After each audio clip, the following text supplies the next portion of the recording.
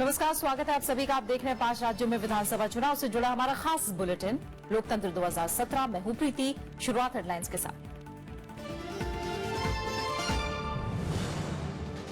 उत्तर प्रदेश में छठे दौर के चुनाव के लिए आज से नामांकन। बीजेपी ने जारी की 9 उम्मीदवारों की एक और सूची। मुलायम सिंह यादव गठबंधन के लिए करेंगे प्रचार।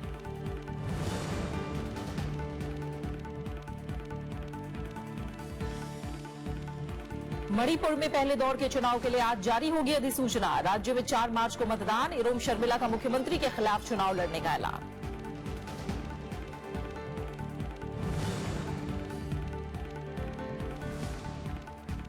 कैराना में हो स्वतंत्र और निष्पक्ष चुनाव। इलाहाबाद हाईकोर्ट का पुलिस अधिकारियों और प्रशासन को निर्देश। सभी संवेदनशील इलाकों में एहतियात बरतने की सलाह। चुनावी राज्यों में नकदी और शराब की बरामदगी का सिलसिला जारी। 104 करोड़ कैश और 46 करोड़ की ड्रग्स और शराब जब्त।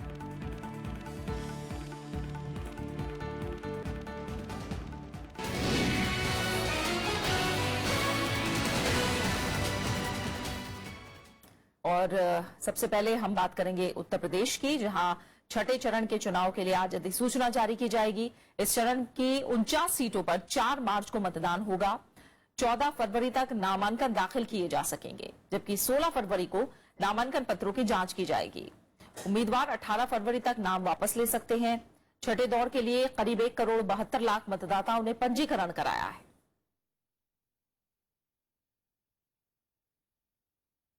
वहीं बीजेपी ने उत्तर प्रदेश विधानसभा चुनाव के लिए 9 और उम्मीदवारों की सूची जारी की है। पार्टी उम्मीदवारों की चौथी सूची में 5वें, छठे और 7वें दौर के उम्मीदवारों के नाम हैं। पार्टी ने सैयद राजा सीट से विधायक सुनील सिंह को दोबारा उम्मीदवार बनाया है। इसके अलावा बीकापुर, बलिया शहर, बैरिया, मुगलसराय, सकलडीहा, ज्ञानपुर और मरिहान से उम्मीदवारों के नामों का ऐलान किया गया है। समाजवादी पार्टी नेता मुलायम सिंह यादव कांग्रेस समाजवादी पार्टी गठबंधन के लिए प्रचार करेंगे। सोमवार को उन्होंने कहा कि वो पुरानी सभी बातें भूलकर अब अखिलेश यादव के साथ हैं। मुलायम सिंह ने दावा किया कि पार्टी में सभी विवाद खत्म हो गए हैं और वो उत्तर प्रदेश में पार्टी के लिए प्रचार करेंगे। उन्होंने ये भी साफ किया कि शिवपाल यादव अब अलग पार्टी नहीं बनाएंगे।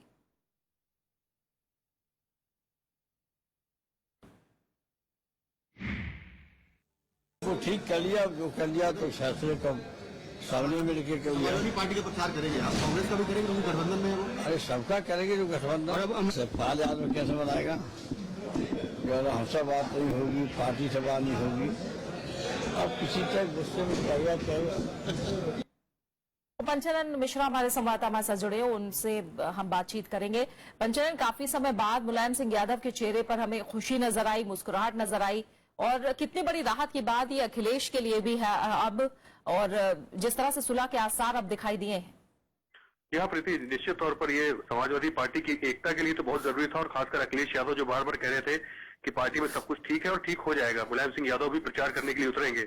तो कल पत्रकारों से बातचीत में संसद भवन में मुलायम सिंह यादव ने साफ किया कि शिवपाल यादव अलग पार्टी भी नहीं बनाएंगे और वो प्रचार करने के लिए जाएंगे। हालांकि आज का दिन तय था कि शायद वो शिवपाल यादव के लिए यशवंतनगर से प्रचार शुरू करेंगे, लेकिन अभी आज की कोई बात हुई नहीं है। इसका मतलब ये हुआ कि अब आगे 9 तारीख को हमको शायद देखने को मिल सकता है कि मुलायम सिंह यादव प्रचार करने के लिए निकलेंगे। तो ये समाजवादी पार्टी में निश्चित तौर पर राहत के लिए बात है।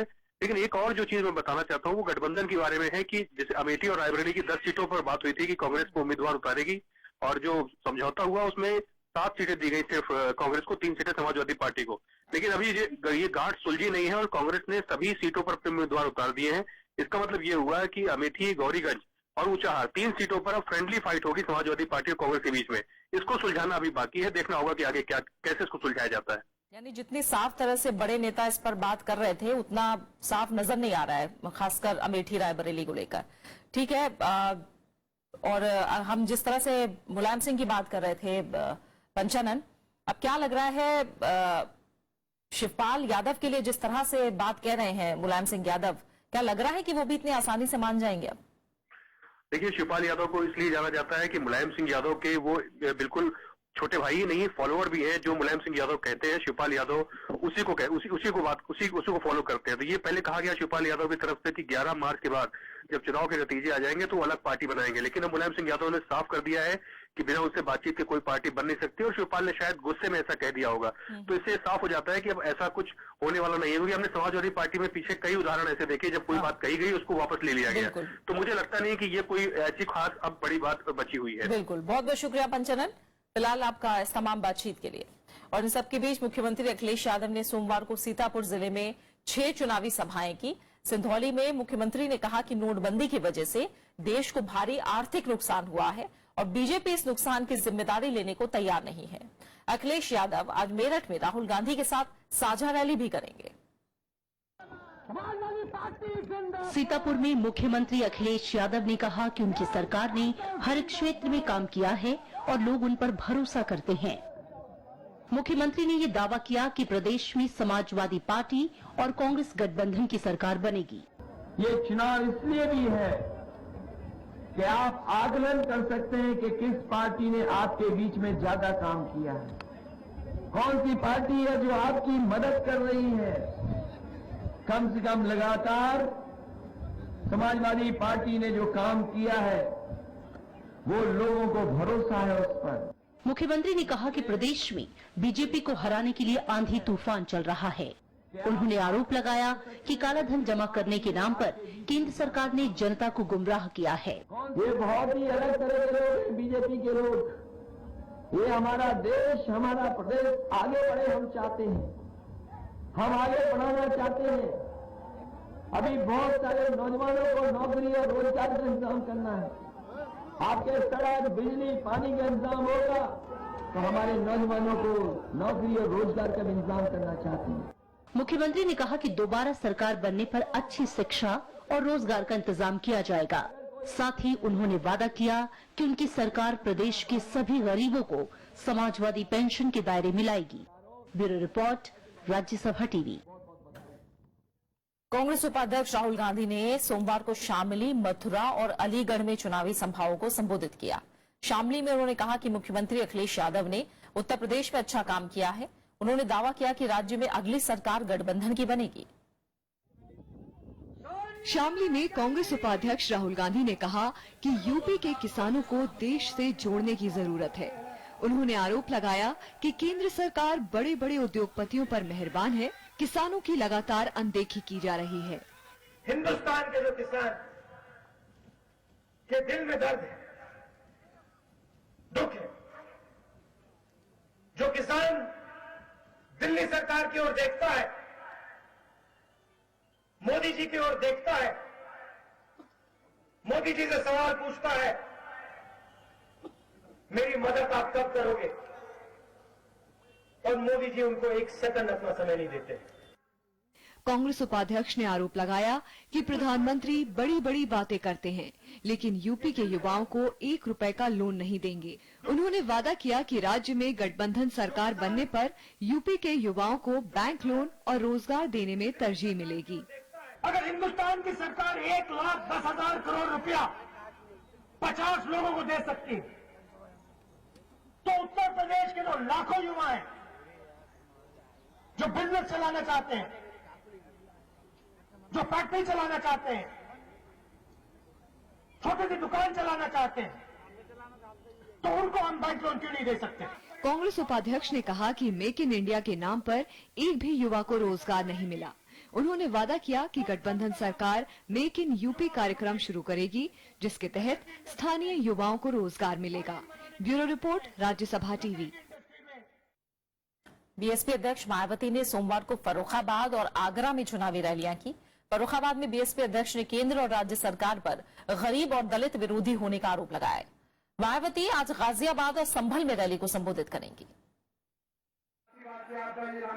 पूर्व मुख्यमंत्री और बीएसपी अध्यक्ष मायावती ने आगरा और फर्रुखाबाद की चुनावी सभाओं में केंद्र और राज्य सरकारों को घेरने की कोशिश की। मायावती ने कहा कि उत्तर प्रदेश में अफसरों के तबादले उद्योग का रूप ले चुके हैं और हर तरफ भ्रष्टाचार फैला है। सपा सरकार में यहाँ हर तरफ असुरक्षा व आतंक का माहौल ही हावी रहा है। इसके साथ ही विकास के कार्य भी अधिकांश यहाँ आधे अधूरे ही किए जाते रहे हैं। मायावती ने कहा कि केंद्र सरकार का नोटबंदी का फैसला राजनीतिक है और इससे जनता परेशान है। उन्होंने कहा कि सरकार अब नोटबंदी से मिले काले धन का हिसाब जनता को बताए। अब यहाँ प्रदेश की लगभग 22 करोड़ जनता में जो जबरदस्त नाराजगी व आक्रोश व्याप्त है वह किसी से छिपा नहीं है। ऐसे हालातों में अब बीजेपी अपने किसी भी चेहरे को प्रदेश के मुख्यमंत्री के रूप में पेश करने की हिम्मत अभी तक भी नहीं जुटा पा रही है। मायावती ने कहा कि उत्तर प्रदेश में समाजवादी पार्टी के शासन में अपराध बढ़े हैं, जबकि केंद्र में बीजेपी की सरकार बनने के बाद से दलितों का उत्पीड़न बढ़ा है। उन्होंने दावा किया कि जनता में एसपी और बीजेपी के खिलाफ भारी नाराजगी है। Bureau report, Rajya Sabha TV. BJP ने उत्तर प्रदेश चुनाव में पूरी ताकत झोंक दी है। सोमवार को गृह मंत्री राजनाथ सिंह, कपड़ा मंत्री स्मृति ईरानी और ऊर्जा राज्य मंत्री पीयूष गोयल ने राज्य में कई चुनावी सभाओं को संबोधित किया। राजनाथ सिंह आज शामली में रैली को संबोधित करेंगे। केंद्रीय गृह मंत्री और बीजेपी के वरिष्ठ नेता राजनाथ सिंह ने कासगंज में चुनावी रैली की। इस मौके पर गृह मंत्री ने कहा कि राज्य में समाजवादी पार्टी कमजोर है, इसीलिए कांग्रेस के साथ गठबंधन किया है। क्या कारण है कि 16 लोग पाते नहीं कर पाते? कांग्रेस का कोई वजूद ही नहीं है, ये तो टूटी हुई है। केंद्रीय कपड़ा मंत्री स्मृति ईरानी ने बिजनौर में चुनावी सभा को संबोधित किया। उन्होंने दावा किया कि प्रदेश में जनता प्रधानमंत्री के नाम पर बीजेपी को वोट देगी। और ये कैसे प्रधानमंत्री है? राहुल जी की तरह किसी गरीब की झोपड़ी में जाकर गरीब की रोटी खाने का ढोंग नहीं करना पड़ता। भाजपा का कार्यकर्ता जानता है, हिंदुस्तान का बच्चा बच्चा जानता है कि जब गरीब की कुटिया में जाओ तो उसकी रोटी लो नहीं, उसको रोटी दो। ऊर्जा राज्य मंत्री पीयूष गोयल ने हापुड़ में जनसभा को संबोधित किया। उन्होंने दावा किया कि राज्य में बीजेपी पूर्ण बहुमत के साथ सरकार बनाएगी। अब उत्तर प्रदेश की जनता ने भी मन बना लिया है कि ये डबल इंजन की दूसरी इंजन भी, प्रदेश की सरकार भी भारतीय जनता पार्टी की बनेगी। और जब दोनों इंजन साथ में काम करेगी तभी विकास को तेजी से आगे लेके जाया जा सकेगा। इसके अलावा बीजेपी नेता योगी आदित्यनाथ ने गोरखपुर में पार्टी उम्मीदवारों के लिए प्रचार किया। Bureau report, Rajya Sabha TV. BJP के एक उच्च स्तरीय शिष्टमंडल ने कल चुनाव आयोग से मुलाकात की। उत्तर प्रदेश चुनाव के मद्देनजर बीजेपी ने चुनाव आयोग से वहां निष्पक्ष मतदान सुनिश्चित करने की अपील की है। बीजेपी ने आयोग को ज्ञापन सौंपकर इस बात पर चिंता जाहिर की है कि उत्तर प्रदेश में निष्पक्ष मतदान को प्रभावित करने की कोशिश जारी है। बीजेपी का आरोप है कि प्रदेश के कई आला अधिकारी सत्ताधारी समाजवादी पार्टी को लाभ पहुंचाने का काम कर रहे हैं। पार्टी का कहना है कि इस संबंध में उत्तर प्रदेश के मुख्य चुनाव अधिकारी और दिल्ली में मुख्य चुनाव आयुक्त को पहले ही लिखित ज्ञापन सौंपा जा चुका है। उनको तुरंत वहां से हटा के और कोई कॉम्पिटेंट सीनियर आदमी को डायरेक्टर जनरल पुलिस का नियुक्ति करके चुनाव निष्पक्ष और स्वतंत्र चुनाव कराने के लिए पूरा प्रयास होना चाहिए, ऐसा हमने चुनाव आयोग से अनुरोध किया है। वही मुख्य सचिव के बारे में भी, एडिशनल डीजी के बारे में ही। इलाहाबाद हाईकोर्ट ने उत्तर प्रदेश के डीजीपी और अन्य अधिकारियों को कैराना वोटिंग के दौरान कानून व्यवस्था सुनिश्चित करने का निर्देश दिया है। कोर्ट ने सांप्रदायिक रूप से संवेदनशील इलाकों में स्वतंत्र और निष्पक्ष चुनाव की भी हिदायत दी। कोर्ट ने एक जनहित याचिका पर सुनवाई करते हुए ये निर्देश दिया। याचिका में केंद्रीय गृह मंत्रालय को हिंदुओं की तकलीफों को संज्ञान में लेने का अनुरोध किया गया था। पिछले साल कैराना से एक विशेष धर्म के लोगों के पलायन का मामला सामने आया था, जिसके बाद मामले ने तूल पकड़ लिया। कैराना में पहले चरण के तहत 11 फरवरी को मतदान होना है।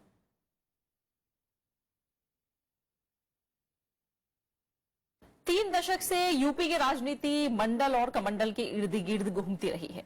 सांप्रदायिक ध्रुवीकरण और जातीयता की राजनीति यहां हावी रही, पर संचार क्रांति और जमीनी मुद्दों के चलते वोटरों के रुझान में अब काफी बदलाव आया है। इन्हीं बदलावों पर हमारे संवाददाता अरविंद कुमार सिंह ने बात की यूपी की राजनीति के जानकार और अलीगढ़ मुस्लिम विश्वविद्यालय के राजनीति विज्ञान में प्राध्यापक मोहम्मद मोहिबुल हक से।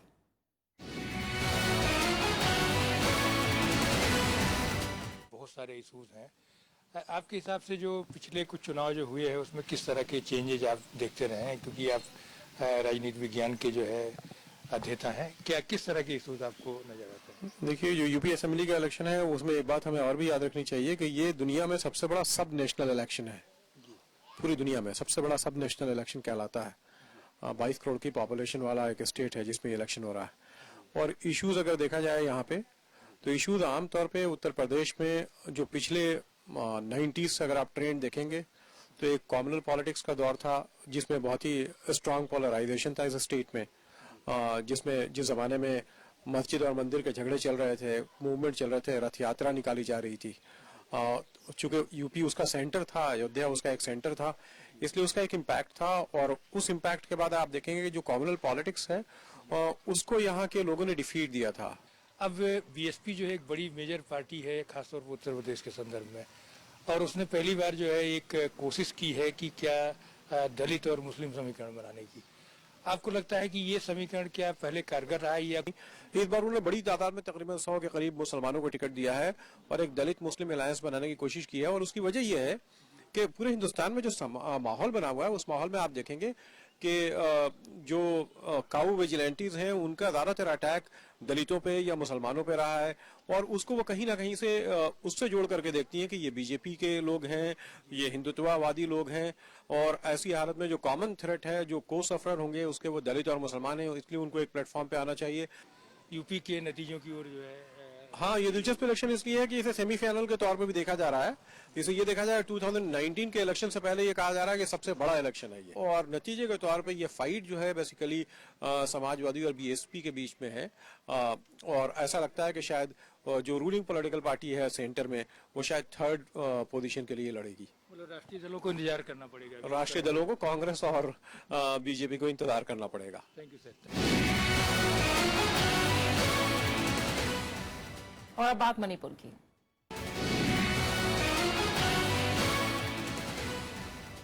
मणिपुर में पहले दौर की 38 सीटों पर चुनाव के लिए आज अधिसूचना जारी की जाएगी। राज्य में 4 मार्च को पहले चरण के लिए मतदान होना है। नामांकन दाखिल करने की आखिरी तारीख 14 फरवरी है, जबकि 16 फरवरी को नामांकन पत्रों की जांच की जाएगी। वहीं उम्मीदवार 18 फरवरी तक नाम वापस ले सकते हैं। 8 मार्च को दूसरे चरण के लिए मतदान किया जाएगा, जबकि 11 मार्च को नतीजे आएंगे। मणिपुर में People's Resurgence and Justice Alliance यानी प्रजा पार्टी की नेता इरोम शर्मिला मुख्यमंत्री ओकराम इबोबी सिंह के खिलाफ थोबल विधानसभा सीट से चुनाव लड़ेंगी।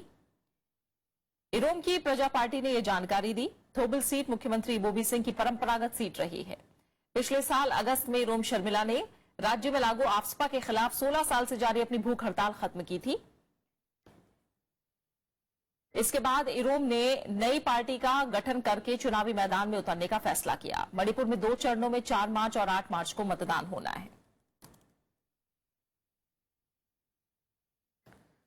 मणिपुर में आर्थिक नाकेबंदी को लेकर आज दूसरी बार त्रिपक्षीय वार्ता होगी। केंद्रीय गृह मंत्रालय के अधिकारियों, मणिपुर सरकार और नगा संगठनों के बीच होने वाली इस बैठक में नाकेबंदी का हल तलाशने पर चर्चा होगी। इस बैठक में यूनाइटेड नगा काउंसिल के अध्यक्ष गोडिन केमेई के शामिल होने की भी उम्मीद है, जिन्हें नवंबर में विरोध प्रदर्शन का नेतृत्व करने के लिए गिरफ्तार किया गया था। इससे पहले 3 फरवरी को हुई पहली बैठक बेनतीजा रही। मणिपुर में 7 नए जिले बनाने के विरोध में नगा संगठन पिछले 3 महीने से आंदोलन कर रहे हैं। यहाँ 4 और 8 मार्च को 2 चरणों में मतदान होना है। हमारे साथ जुड़े हैं हमारे संवाददाता अखिलेश तोमर, उनका रुख करेंगे। आज दूसरी बार ये बैठक होनी है, किस तरह की उम्मीदें हैं अखिलेश इसे लेकर? हम जानते हैं चुनाव भी बिल्कुल मुहाने पर हैं। देखिए प्रीति, अभी वहाँ पे इम्फाल में बैठक तुरंत नहीं होगी। इसके पहले सेनापति जो नगा लोग जहाँ रहते हैं, जहाँ नगा लोगों का गढ़ एक तरह से कहें, वहाँ यूनाइटेड नगा काउंसिल के जो सारे जो महत्वपूर्ण नेता हैं उनकी बैठक अभी 1 घंटे बाद शुरू होनी है, और उस बैठक में वे तय करेंगे कि आगे की उनकी रणनीति क्या होगी। इसके पहले मैं आपको बताऊं कि 3 फरवरी को दिल्ली में केंद्र सरकार, राज्य सरकार और नगा नेताओं के बीच में एक त्रिपक्षीय बातचीत हुई थी, और उस त्रिपक्षीय बात में स्थिति को बदलने की दिशा में एक सकारात्मक कदम बताया था। केंद्र सरकार के लोगों से भी मेरी बात हुई थी, उसके बाद नगा आंदोलन के लोगों से भी मेरी बात हुई थी। उन सारे लोगों ने कहा था कि सकारात्मक स्थिति में पहुंच गई है। तो आज शाम तक लगता है कि कोई ऐसी स्थिति स्थिति बनेगी कि जो 3 महीने से ज्यादा जो आर्थिक प्रतिबंध लगाया हुआ है नगर निकायों ने, उस प्रतिबंध के बारे में कुछ फैसले लिए जाएंगे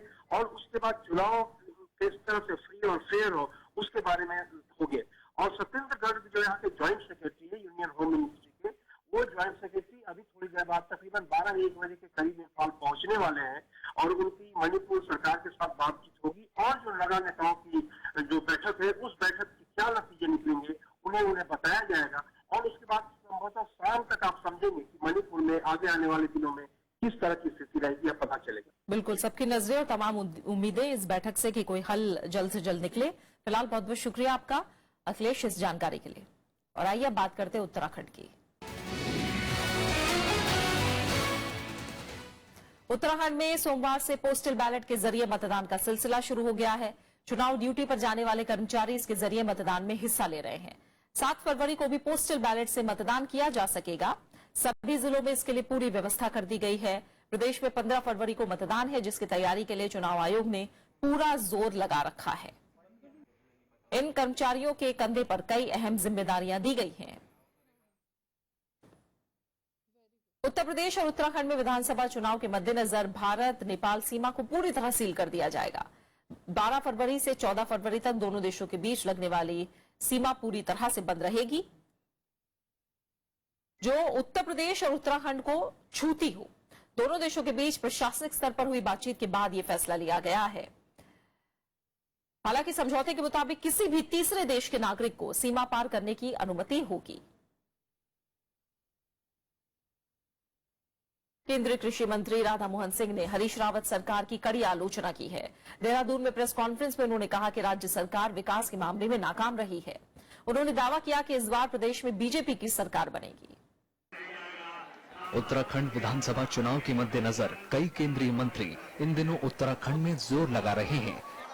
इस सिलसिले में केंद्रीय कृषि मंत्री राधा मोहन सिंह ने हरीश रावत पर सीधा निशाना साधा। उन्होंने हरीश रावत सरकार पर भ्रष्टाचार के आरोप लगाए।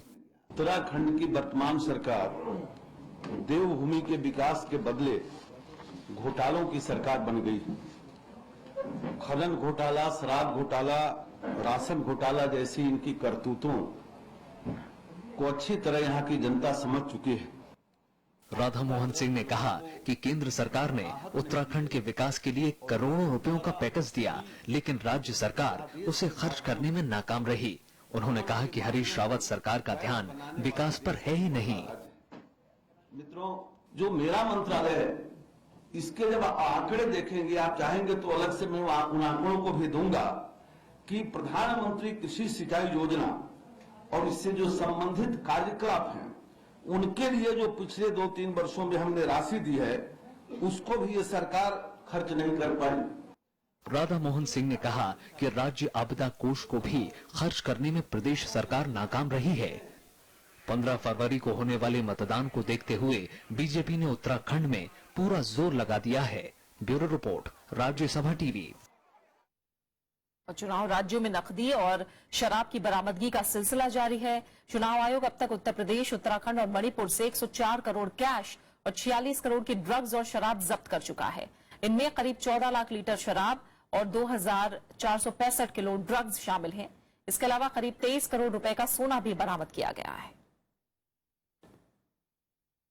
और इसी के साथ फिलहाल हमारे खास बुलेटिन लोकतंत्र में इतना ही। नमस्कार।